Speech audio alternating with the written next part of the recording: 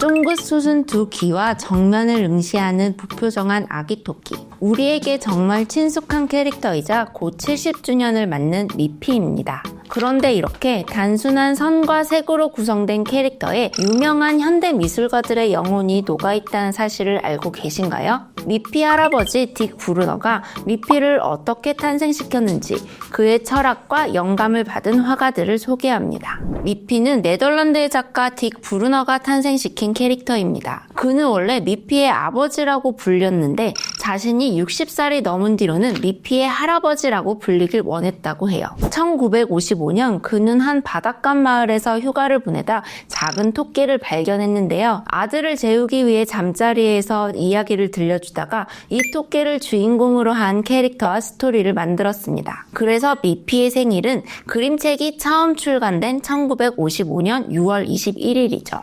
본명은 작은 토끼를 뜻하는 네덜란드어 코나인체에서 따온 나인체이지만 번역 과정에서 모든 언어권에서 쉽게 발음할 수 있는 미피라는 이름으로 소개됐습니다. 딕 브루너는 평생 120권이 넘는 아동 도서를 출판했는데요. 이 중 32권이 미피 그림책 시리즈입니다. 우리나라를 포함해 전 세계 50개 언어로 번역되어 8,500만 부 이상 인쇄됐습니다. 그래서 미피는 세상에서 가장 유명한 토끼라고 불리기도 합니다. 미피 시리즈는 특유의 정사각형 판형과 6개의 색깔로 잘 알려져 있습니다.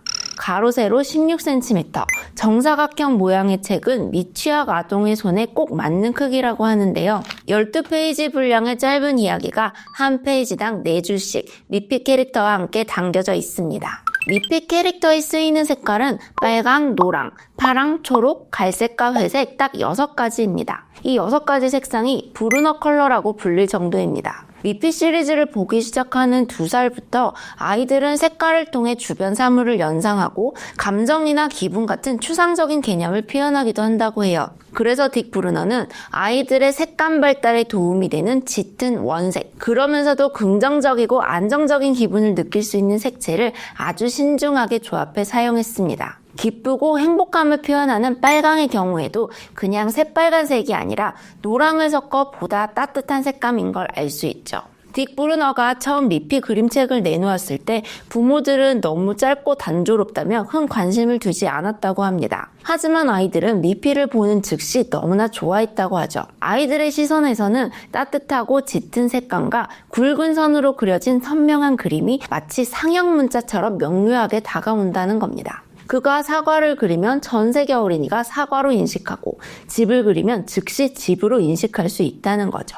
딕 브루너는 미피를 그릴 때며 책상 앞에 서서 자신을 빤히 바라보고 있는 4살 아이를 떠올리곤 했다고 합니다. 누군가 태어나서 6살까지 눈으로 보는 것이 평생 여행 가방처럼 사람을 따라다니며 영향을 미친다. 그래서 이 시기 아이들을 행복하고 따뜻한 이야기로 채워주고 싶다는 자신의 말을 지키기 위해 정말 아이의 눈으로 세상과 사물을 바라보며 살아왔던 게 아닐까 합니다. 많은 사람들이 미피 하면 점 2개와 X자 하나로 표현된 얼굴을 떠올리실 텐데요. 딕 브루너는 가장 단순한 형태가 아이들의 상상력을 자극한다고 생각했습니다. 그래서 그림을 최대한 단순하게 그리는데 많은 시간을 들였죠. 하지만 단순해 보인다고 해서 쉽게 그리는 건 결코 아닙니다. 먼저 마음에 드는 스케치가 나오면 두꺼운 종이 위에 얇은 종이를 덧대 뾰족한 연필로 밑그림을 그립니다. 그럼 아래 연필 자국이 남겠죠. 그 자국을 따라 붓으로 검은 선을 조심스럽게 그려 윤곽선을 완성합니다. 이 그림을 투명 필름에 프린트한 뒤